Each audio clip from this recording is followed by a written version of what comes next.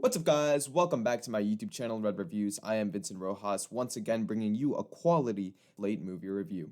Today I'm reviewing Furiosa, a Mad Max Saga, and yes, I will say the full title every single time, which is co-written and directed by George Miller and stars Anya Taylor-Joy, Chris Hemsworth, Tom Burke, Lachy Hulme, Alyla Browne, and Charlee Fraser. This epic of a movie follows Furiosa through the course of her life, from her childhood in the Green Place up to the events of Mad Max Fury Road, recounting her place in the story of a feud between warlords Dementis and Immortan Joe, who both vie for power in the post-apocalypse of the lawless Australian wasteland. In preparation for this review, I watched all previous Mad Max films, which of course include Mad Max, Mad Max 2 The Road Warrior, Mad Max Beyond Thunderdome, and Mad Max Fury Road. I know most people don't want to watch this long of a review for a movie that they didn't see, so here's a helpful list of the main points of the video so you can sort of jump around to whatever points you're most interested in hearing, and I've also included timestamps below to ease this process.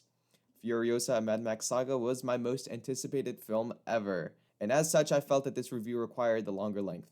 This review, as all of my reviews, but this one especially, is for me. Enjoy. Before getting into the review proper, I think it's important to note just how hyped up I was for this movie. Now, I have a soft spot for all of the Mad Max movies, even the bad ones. Mad Max 2 The Road Warrior and Mad Max Fury Road are two of my favorite action films ever made. Mad Max Fury Road is just one of my favorite movies ever made, hands down. Now, I'm 15 years old. I have not seen every movie ever made, but of the films that I have seen, I can say with confidence that Mad Max Fury Road is in the top 20. It is definitely my favorite action movie, and it's the kind of film that I can watch and then immediately put the disc back in and watch again. I have lost count of how many times I've seen it, but it is definitely over 15. I just like it when a movie is plain cool and it doesn't care about being like a deep piece of cinema. I mean, the entire plot of the movie is that it's just one long chase sequence through the desert. I've shown that movie to so many friends. It's just an all-around good time. I have fallen in love with the world that George Miller crafted, with the Citadel and Gastown and the Bullet Farm, some of which are only mentioned in Mad Max Fury Road, or only briefly seen at a distance. I'm a fan of the costumes, the language the characters use, which mixes Australian slang, made-up words, Latin words, and corny, somewhat poetic dialogue. Is that just the wind, or is that a furious vexation? I like the characters' names, I like the designs for the cars, I like the Norse mythology that's sprinkled throughout. I even like the weird made-up cult that worships V8 car engines. It just hits so many different spots in the right place for me. That film is the definition of lightning in a bottle.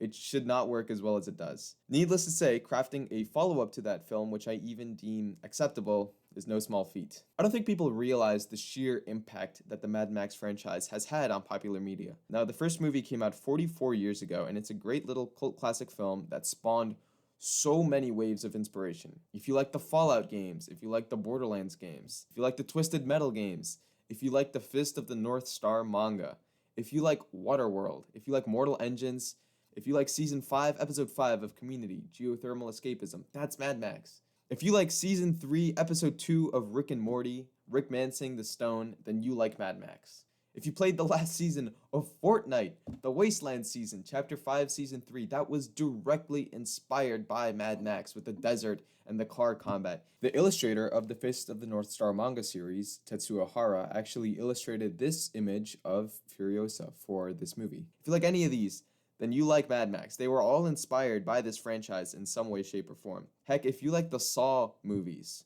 those were inspired by the first Mad Max film. Yeah, look that one up. The whole idea for the wasteland being this desert of lawlessness comes from Mad Max. Yeah, the Lego Movie 2, the second part, is someone to thank. Anyways, I bring all this up because there are very few people that I personally know who like Mad Max Fury Road. Even people online kind of argue that it's actually not that good of a movie. It's bad because it's light on story and plot. Whatever. I like that movie and I think it's great. There's a time and a place for high art cinematic experiences, and there's a time and a place for fun junk food movies done well. Mad Max Fury Road is definitely like that. It's a great movie that you cannot have a bad time watching. Again, it's one of my favorite movies of all time. Leading up to this movie, I scoured the internet for set photos and leaks and everything I could get my hands on detailing the upcoming installment in this franchise. When that first trailer dropped on November 30, my heart was racing. I literally leapt from my seat when I opened up YouTube, and that was the first thing on the homepage. I was so excited. That has never happened before or since for a movie trailer. I must have seen that video like close to 30 times. This was legitimately my most anticipated film both of the year and of all time, okay? I was so excited for this movie that I actually even wrote about it in my school's newspaper. They asked me to write an article about a bunch of upcoming movies that I was excited for, and a large portion of that article I dedicated to Furiosa, a Mad Max Saga. I was hotly anticipating this movie from the second that the Mad Max Fury Road finished and the credits started rolling. I first saw that movie when I was 13 years old on a Thursday noon, and I was eating a big Chipotle burrito bowl. That's a good Chipotle burrito bowl movie. Probably was one of my favorite experiences watching any movie. I didn't know what to expect, and that movie just blew me away. No less than 9 years after six-time Oscar winner Mad Max Fury Road released, Furiosa, a Mad Max Saga, came out on Memorial Day weekend 2024. As you can tell, this is going to be a bit of a longer review, but you know what? This video is not going to go to turnitin.com. I don't have a word limit. I can go as long as I want, baby. So let's do this. I have seen this film thrice now, twice in theaters and once on Max. I took so long with this review that it came out on streaming and I watched it again. I first saw this at an 11 o'clock p.m. showing on opening night, and then I went back the next day to watch it again. So I saw this twice in theaters within 24 hours. And that first viewing was in IMAX, which was amazing. After watching this movie 3 times, I can say that it is, in fact, an acceptable follow-up to Mad Max Fury Road. The first time I saw this film, I was not into it. I thought it was poorly paced with an opening that meanders for far too long, and I thought the movie used way too much CGI for my taste. Second time I saw it, knowing what to expect, I thoroughly enjoyed it. This was originally going to be an anime before it apparently got cancelled, and I'm glad it took this long to get made because I really enjoyed this film. The important thing to keep in mind is that this is not Mad Max Fury Road. This movie takes its sweet time with the characters, setting up motivations and crafting extra lore and world building and a narrative that takes place over a long span of time until it reaches its absolutely epic conclusion. The first thing that I noticed about this movie is that it is very much a George Miller production. One thing I don't think a lot of people know about is just how varied this man's filmography is. He directed the sequel to Babe, which is Babe, Pig in the City. Directed both Happy Feet movies. He's directed a few other movies, and he's directed all 5 Mad Max movies. I don't know of a director out there with a weirder track record when it comes to movies. Anyways, George Miller has a very distinct style when it comes to his movies. The crossfades, fade to black, intense zoom-ins and zoom-outs, close-ups, the use of color or lack thereof, props, vehicle design, set design, editing, the framing of the shots, the way the camera moves. It is all so clearly a George Miller production. This man is 79 years old and he keeps making movies, which is really admirable. He has got a stamp all over this film, and this is an action movie like no other. This movie is so much more Australian than even Mad Max Fury Road, which itself was very Australian. One thing I really enjoy about the earlier Mad Max films is that everyone speaks in a really thick Aussie accent, and it's really cute. A lot of the characters speak that way in this film as well, and it was really appreciated. I mean, one of the first shots of the movie is a shot of the globe rapidly zooming in on Australia. It's like the movie is screaming at you to let you know it's set in Australia. It was really charming. It was nice being able to actually hear Chris Hemsworth speak in an authentic Aussie accent. I mean, most of the actors are actually Australian. Of course, this is all due to the fact that George Miller himself is an Australian gentleman, and the first movie was filmed almost exclusively illegally on the Australian roads. This movie was also shot in Australia, and you can tell. Something else I really enjoyed about the movie is the way that the action is shot. The way the action scenes are filmed is probably my favorite aspect of Mad Max Fury Road. In that movie, the editing makes it so that the action is always centered and focused. This makes your eyes always stay in the same spot on the screen, and your eyes don't have to like dart around, jumping around the screen to follow the action. That movie was edited by George Miller's wife, Margaret Sixel, who won an Oscar for her work on that film. She has worked as an editor on a bunch of George Miller's films, such as 40,000 Years of Dreaming, Babe, Pig in the City, Happy Feet, and 3,000 Years of Longing. She also co-edited this film. I paid attention while watching this movie, and I can confidently say that the action editing is intact. In both Mad Max Fury Road and Furiosa a Mad Max Saga, yes, I will continue saying the full names, the focal point of each shot is usually in the middle of the frame, and when it moves, the focal point of the next shot starts in the space just vacated by the focal point of the previous shot. This means that your eyes aren't darting around the screen a ton, instead they flow naturally to where the action is taking you. I hope I explained that clearly. There are a lot of other people on YouTube who can probably explain it way better than I can. But the point is that the action moves extremely fluidly and clearly. And if you compare an action scene from this movie to that of, say, a Marvel movie, you might see part of why I think that these movies stand out amongst the current action movie schlock usually churned out by Hollywood these days. The stowaway sequence in this movie in particular is exceptional. It's a 15-minute action sequence on an early version of the war rig, and it's fantastic. I particularly like the way that the camera goes inside the cab of the truck and spins around so you can see the actors' faces. Apparently, it took 78 days to film, and I think it paid off in spades. It is one of my favorite scenes in the movie. As I said earlier, this movie does use a lot of CGI, which is very unfortunate. The previous Mad Max film, Mad Max Fury Road, is a visual marvel. It has such a unique visual style that really makes it stand out, and it makes it pop on the screen. Now, a lot of people like to say that that movie was entirely practical. That's actually not true. It was not entirely devoid of CGI. It actually uses a lot of digital compositing, which is when 2 or 3 different shots are kind of overlaid together and are overlapped, playing them as a single shot. However, that movie uses CGI just enough to sort of enhance scenes that are mostly comprised of practical effects. This movie also uses CGI to enhance practical stunts, but they're using motion capture and stuff, and that's great and all, but it does look a lot less visually stunning and a lot less practical than Mad Max Fury Road. Even when this movie still has an astounding amount of practical stunts, there is so much CGI enhancement that I can't fully appreciate it. I mean, you see a stunt like this from Fury Road, and you can tell that that's a real human being getting thrown around in the air. It's crazy. The visuals are my favorite part of Mad Max Fury Road. The visual language of that movie is unparalleled. However, even though this movie has a bigger budget, it uses so much CGI that at times it looks really plasticky and fake.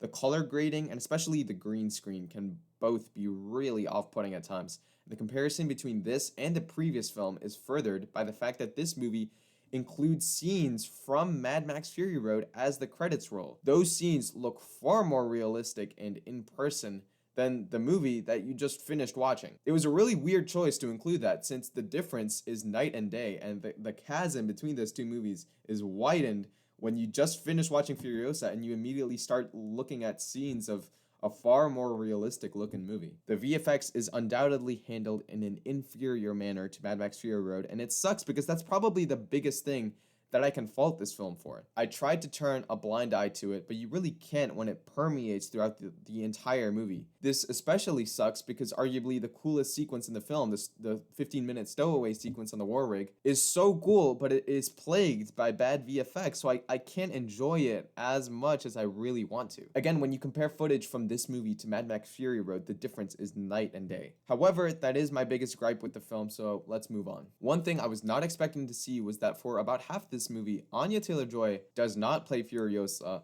Alyla Browne does. She plays a child Furiosa, and she does a fantastic job encompassing this role that, for at least for me, is so iconic.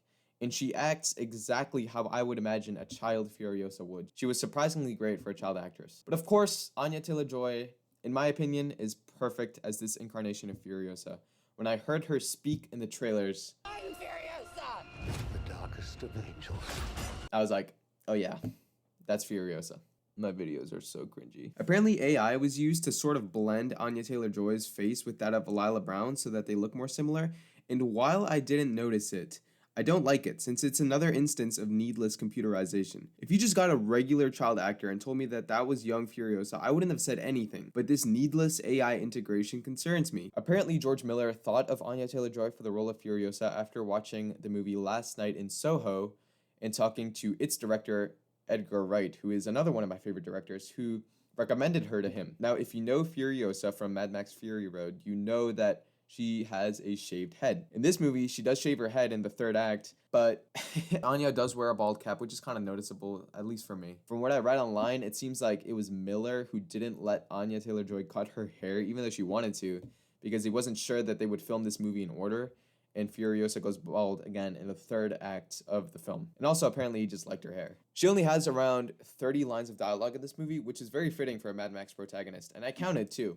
Young Furiosa has around 10 lines, while Anya has around 30. That is not a lot. Her first real line, if you don't count her yells, comes an hour and a half into the film. That's kind of bold on George Miller's part, and I really respect that decision. Her lack of communication and her composure makes her seem very calm and collected and very cool in the middle of very stressful situations, just like a Mad Max protagonist should. I think it's really funny that Anya Taylor-Joy portrayed the lead character in such a car-centric movie, and yet she still doesn't have her driver's license. That's very funny to me. Miller likes that Anya, like Charlize before her, was a ballet dancer because he likes the physicality that brings to the role, and she does bring a great physicality when embodying Furiosa. Since she doesn't have many lines, she has to really be physical to make an impression on the viewer, and she does so. And she also made an impression on me, because I think she's really pretty. At the end of the day, do I prefer Anya's Furiosa or Charlize Theron's Furiosa? Charlize. Her Furiosa is the first image that comes to my mind when I think of Furiosa, but they're two different incarnations, and I think that Anya did well. It's just that for me personally, as someone who's seen Mad Max Fury Road more times than years I've been alive, Charlize is infinitely more iconic. The elements that make this movie feel more like an epic saga, as the title suggests, are what made me really enjoy it the second time. This film has a sort of storybook quality to it, where it feels like a fairy tale that is being told between people, albeit a very bloody one. The ending in particular is so out there and wacky, and I found it so incredibly fitting as a finale to this epic of a film. It really does feel like an extremely twisted and grotesque fairy tale. There are multiple times where the movie skips around a large period of time that make this feel like someone's telling the story to the audience. There's a point in the movie where it skips from young Furiosa to adult Furiosa, a point where it takes the audience through a 40-day war through the use of a montage, a point when hours go by as one character just sits on his car, and all of these feel like the movie is a story being told from one person to another. At least that's the vibe that I got. It also helps that this movie is narrated by a history man whose whole job is to, tell history. So it works really well when viewed in that context of the world. This movie is divided into 5 parts, and I thought that was kind of cool. And it's something that you don't see as much in movies these days anymore. Oh, and that 40-day montage of the war is sick as heck. It is one of the sickest scenes that I have seen in recent memory. It was everything I wanted from this movie, and it feels super epic and grandiose. Something that is very important for the Mad Max movies to get right is the villains. Think back on Toe Cutter, Lord Humongous, Auntie Entity, Immortan Joe, and now Chris Hemsworth's Dementus. This villain might possibly be my favorite Mad Max villain from the entire franchise. He is by far the one with the most screen time. He's a very charismatic foil to the unreadable Immortan Joe and to the stoic Furiosa. This movie was clearly inspired by biblical epic films such as Ben-Hur and the Ten Commandments, and you can really feel that inspiration bleed through in scenes where the camera takes you on an overhead shot and you can see a vast multitude of people being led by Dementus, who rides on a motorbike chariot, which, by the way, again, is like so sick, man. These movies are so cool, There are multiple scenes like that where the camera shows like a big crowd of people following Dementus, or with Dementus at their center when they're camped. The way he dresses at times in white robes adds to this sort of messianic image that he portrays. He even uses this messiah complex to get in power, as he tries to convince people that if they join him, he can overthrow other leaders and bring them into prosperity. This movie really makes Dementus feel like a sort of messianic figure sent to lift people out of their plight, and his charisma adds to that. You can tell that Chris Hemsworth really loves playing Dementus.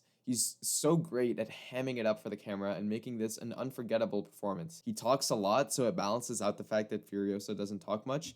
And since this is a saga of a movie, he gets older at one point, as Furiosa does during the transition from child Furiosa to Anya Furiosa. And the makeup department did a really good job with Dementus' makeup. His crooked nose and slight mannerisms and physicality and speech that Chris performs adds so much transformation to his character, and I wasn't ever really thinking, oh, that's Chris Hemsworth, that's Thor. He surpassed that barrier for me, as performances should strive to be, I think. He's responsible for a lot of the enjoyment that I had while watching. I'm not saying he's Oscar worthy or anything, but he adds a really fun element to the movie. He was just so entertaining to watch. He loves doing rather than thinking, kind of in that Heath Ledger Joker kind of way. Again, I'm not saying that his performance is on par with that one, but they have similar levels of chaos to them. This was just such a fun character to see, even when he's committing atrocities. He has no problems with killing his own men to serve as his gains. There's a scene in this movie where Dementus attaches nipple chains to himself for like no reason, and then they get ripped off, because of course they do, and so he just has no nipples for the rest of the movie, and he didn't even need to do that. He just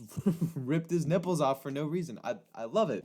That's so Mad Max, you know? The idea for Dementus's teddy bear actually came from the concept art for the scrapped Furiosa anime movie, which I think is a pretty neat detail. The concept artist Maeda kept doing these drawings that would randomly have this teddy bear in them, and George Miller put that in the final version of the film, which I think is pretty cool. Also, Chris Hemsworth's wife, Elsa Pataky, is in this movie as two different minor characters. I don't know why I brought that up, it just seemed interesting to me. Oh, and Lachy Hulme was good in this movie as Immortan Joe. Sadly, Hugh Keys-Byrne, who played Immortan Joe in Mad Max Fury Road, died 4 years ago, so Lachy Hulme plays him in this movie, and I thought he was good. He was an acceptable Immortan Joe replacement. Something that I wanted to bring up is that Nathan Jones, who plays Rictus Erectus, has received messages online about a scene that he has in this movie with child Furiosa, where he sort of strokes her hair, and it's weird, and it has, obvious, sexual undertones. But Nathan Jones, the actor, received messages from real human beings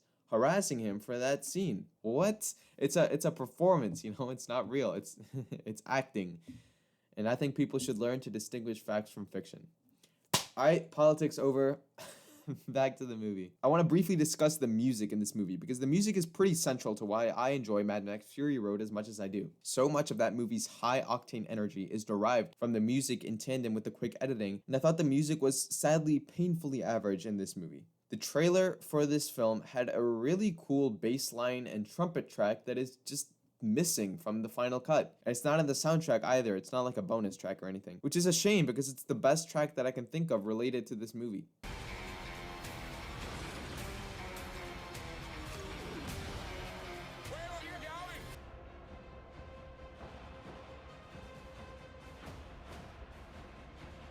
The overall score just isn't anywhere near on the same level as Mad Max Fury Road. Some of the best tracks from this movie just reuse tracks or themes from Mad Max Fury Road, which I think is kind of lazy. The one time where I thought it was kind of cool was there's a point in the movie where it reuses the theme from Mad Max Fury Road as Furiosa is driving a car, and the theme is kind of slow until Furiosa starts speeding up in her car and the music sort of picks up alongside her speed. I thought that was kind of cool. But it's something so small. I bet I'm like one of 5 people who noticed that. To me, the soundtrack for the previous movie is so peak. Sometimes I'll listen to it unconnected from the main movie. Tom Holkenberg, or Junkie XL as he's known, is now the action movie soundtrack guy. Since Mad Max Fury Road, he's done Deadpool, Batman v Superman Dawn of Justice, The Dark Tower, Tomb Raider, Mortal Engines, Alita Battle Angel, Terminator Dark Fate, Sonic the Hedgehog, Scoob, Zack Snyder's Justice League, Godzilla vs. Kong, Army of the Dead, Sonic the Hedgehog 2, 3,000 Years of Longing, which was George Miller's previous film, Rebel Moon Part 1, A Child of Fire, the Skull and Bones soundtrack for Ubisoft, Godzilla x Kong, The New Empire, Rebel Moon Part 2, The Scargiver, and now Furiosa, a Mad Max Saga. All this to say, he is like the generic action movie soundtrack composer. Now, of those soundtracks, Mad Max Fury Road is by far the best one. I'll probably listen to it while editing this very video. It's a good soundtrack to listen to while working out, similar to the Doom Eternal soundtrack. It's this like high octane, like super metal soundtrack. Next time you're at Planet Fitness, give it a listen. It really like gets the blood flowing, Now this next section will be mainly comprised of me geeking out over minute details in the Mad Max mythos, so if that doesn't interest you, skip to this timestamp. There's a lot of really good connective tissue between this movie and Mad Max Fury Road, as any good prequel should. A good prequel should aptly set up the pieces in such a way that make installments that are chronologically set after it sort of function smoothly. You can't disturb what's already been filmed, and sometimes that can cause a lot of limitations for prequels since you have to leave everything in place for the next one, which people have already watched. However, Mad Max Fury Road is not a very plot-heavy movie. You basically don't know anything about like any of the characters, and saying it has a plot at all is a little generous, I won't lie. So there's actually quite a bit of freedom for this movie to get a little bit wacky with itself and have fun telling its story. This movie shows how Furiosa lost her arm, put oil on her face for the first time, got her hair cut, and how she got the Immortan Joe brand on the back of her neck. Actually, it doesn't show that last one. It just kind of happens in the transition between Child Furiosa and Anya Furiosa. Whatever. They also call Furiosa Praetorian Furiosa instead of Imperator Furiosa, which I think is interesting since they're both Roman titles.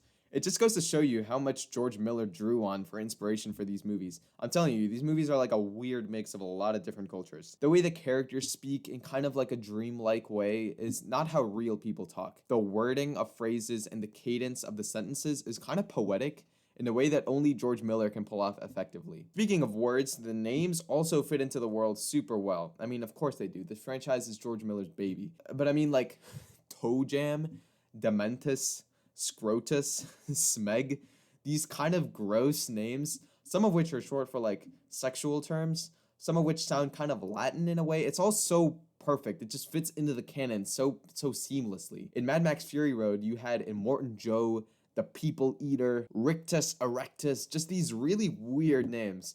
I appreciated that this film keeps that intact. I mentioned in my Kingdom of the Planet of the Apes review that Proximus Caesar sounds like such a Mad Max name, and I stick by that. It really does. The knights in this movie also look exactly like they did in the previous Mad Max film 9 years ago, in which the knights are kind of blue. The knights are blue in these movies, by the way, because George Miller shoots in the daytime and then through color grading makes it blue. So that way you get the detail and the shadow and the lighting of the day, even when your scene is supposed to take place at night. It's something that, again, not many directors can pull off effectively, but I feel like Miller can. He can kind of get away with it. It's like his style. If it happened in like a Marvel movie, I'd be like, whoa, that looks crappy.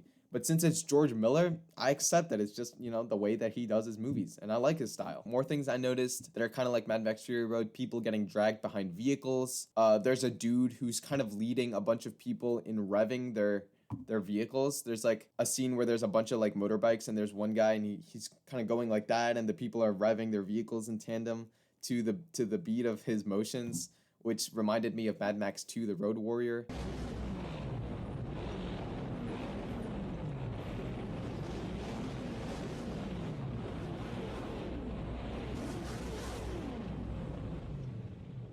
And this movie, like Mad Max 2, The Road Warrior, and Mad Max Fury Road, yes, I will keep saying the full title, starts with footage of the world crumbling. They even mentioned the water wars, which I recognize from the intro to Mad Max Fury Road. They showed buzzards from that movie, and Furiosa even says, "Remember me," to the villain of this movie towards the end, like she did in her previous Mad Max outing. Remember me? This movie shows how the organic mechanic came to work for Immortan Joe, and he also calls people full lives, which is, of course, a reference to that 2015 film. There are also details like the opening of the film being really quiet until it's interrupted by a sudden jolt caused by bad guys.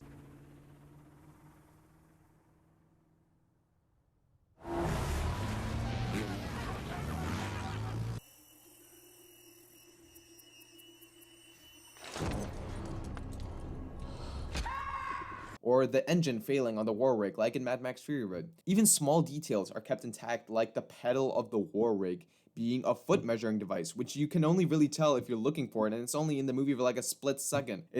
Small details like that, they just show you how much love and care was put into this movie. Other small details like Mary Jabasa telling Furiosa that she is Vuvolini, which is something that I don't think anybody watching this review knows what that means. But it's so cool that George Miller remembers all of those details. You can tell that he knows the full backstory to every little prop, how everything has a purpose and an origin. There are things here that prior to this film's release could only be found in the Mad Max comic, which George Miller co-created, like the concept of word burgers, which I'm not even gonna explain because this video is long enough already.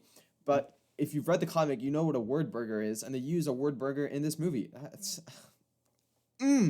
so good. And of course, there are elements from this movie taken from the super underrated 2015 Mad Max video game, which I am still awaiting a sequel for. More on that later. However, there are certain things that this movie just elects not to show. For instance, it doesn't show you how the Green Place's soil became sour, how the bullet farmer went blind, or what Scrotus's fate is between this film and Mad Max Fury Road. If you've played the game, then you know. It also doesn't show Immortan Joe's other son, Corpus Colossus, who was in Mad Max Fury Road, so we don't really know who his mother is.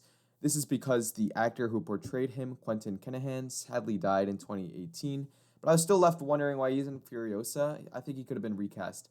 But whatever, it's no biggie. In terms of other things this movie just doesn't mention, it doesn't bring up Furiosa's initiate mother, KT Concannon, or the fact that her clan is Swaddle Dog. This, again, is just stuff that I noticed, as someone who has seen Mad Max Fury Road more times than I care to count. This movie shows us a history man, which I recognize since Mad Max Fury Road ends with a quote from the first history man, and also I think Miss Giddy is a history woman in that movie. Then, of course, you have villains such as Immortan Joe, Rictus Erectus, and the People Eater returning. These names are so cool, man. The Valkyrie shows up at the start of the film. The organic mechanic is present, and the Doof Warrior even cameos at a couple points, which got a kick out of me and my friend who saw this with me. These names, man, I think they're cool, but to someone who hasn't seen these movies, they're probably going like, what the heck is this kid watching? One really crazy Easter egg, well, two actually, are the presence of Chum Bucket and Scrotus, who of course play a huge role in the forgotten 2015 Mad Max video game. I was ecstatic when I saw them appear. I already knew Chum Bucket because of some leaks, but Scrotus was unexpected for me. Another son of the Immortan Joe and brother to Rictus Erectus, Scrotus is the main antagonist of the game, and his inclusion in this movie seemingly confirms that the game is canon, despite the fact that George Miller disliked it and wished that he could have done more with that game. He said that he would want his friend Hideo Kojima to make a Mad Max game, which would be sick. I don't know if I should have put some of those people into my spoiler section, but I feel like no one except me cares about those characters. And if you like Mad Max, you've already seen this movie. There's really no point in a spoiler section. There's really no point in this review, if we're being honest here. It's for me, okay? I really like that Hideo Kojima, who is of course known for the incredibly influential Metal Gear Solid series and the Death Stranding series of games, has so many director and actor friends. And this list includes directors such as George Miller, Guillermo del Toro, Edgar Wright, Nicholas Winding Refn, Jordan Peele, David Hayter, Kiefer Sutherland, Norman Reedus, Mads Mikkelsen, and Lea Seydoux. And there's tens of others I'm not even mentioning, like Conan O'Brien. And George Miller was in the trailer for Death Stranding 2 on the beach, which I'm excited for. Kojima was even at the premiere for Furiosa, and something that I thought was kind of interesting was that he said that the character of Praetorian Jack, who is played by Tom Burke, reminds him of Solid Snake, which I kind of agree with, even though I think that he resembles Max Rokitansky himself even more. The Mad Max video game is my answer whenever someone comes up to me and asks what a really underrated video game is, and I would kill for a sequel to that game, or like a remaster for modern consoles. That would be so sick. If you ever want to play a game with like really good car combat and customization, look no further than the Mad Max game. With that said, we're going to get into a spoiler section now, so please go watch this movie for yourself if you haven't already seen it. It is a wild, entertaining ride, and I would highly recommend it. The first thing that I'd like to get out of the way is the fact that it would appear that Scrotus becomes Lord of Gastown between the events of this movie and the video game. Given that Dementus dies, it would appear that Immortan Joe would have granted Scrotus control over Gastown during the events of the game, where he obviously dies, and then I guess the People Eater would have taken control of it, which I think we see in Mad Max Fury Road. This is something that literally no one in the world cares about except me. I like my continuity, so to future me, refer back to this moment in this review if you ever get confused as to who is the mayor of Gastown in any particular point in time. I like that the continuity is kept intact because it makes the game canon, and I like that because I like the game. There's one thing that I felt was unnecessary in this movie. It would be the fact that Max Rokitansky himself cameos alongside his iconic black 1973 GT Ford Falcon, the Pursuit Special itself, except Max has his back turned to the camera. That's something that I didn't really need to see. Like, I didn't need to see Mad Max in the Furiosa movie. But it's a minor nitpick. At least he's only in it for one scene, and I do like that this leads to the old couple saving her life by reviving her in the Citadel, which was kind of set up earlier in the movie when the old woman was dragging her down into their hole. This all also brings up something else that I thought about while watching this movie, which was there are a few opportunities where people can nitpick this movie. People can ask, how come no one recognized Furiosa when she went undercover for years under Immortan Joe? How come Furiosa escaped when she was tied up and Dementus' horde of motorbikers were circling her? You know what? I don't care. Let me enjoy the movie. I recognize it has some plot holes, but when a movie can entertain me this highly, it's something that I'm willing to overlook. Also, the ending that I talked about earlier with Dementus being used as fertilizer for the peach tree to grow out of the seed from the green place that Furiosa carried around for the whole film was such a satisfying way for her to get vengeance. It was such a good payoff, and that was kind of like that storybook quality I talked about earlier. It was great. Finally, I like that the final scene shows Charlize Theron as Furiosa along with Immortan Joe's 5 wives escaping in the Mad Max Fury Road version of the War Rig, which is black and has the fuel pod and none of the decorations or the bombing knocker from this movie, and the steering wheel is on the other side. I looked it up online, and apparently this is a deleted scene from Mad Max Fury Road, which is really cool for this movie to use.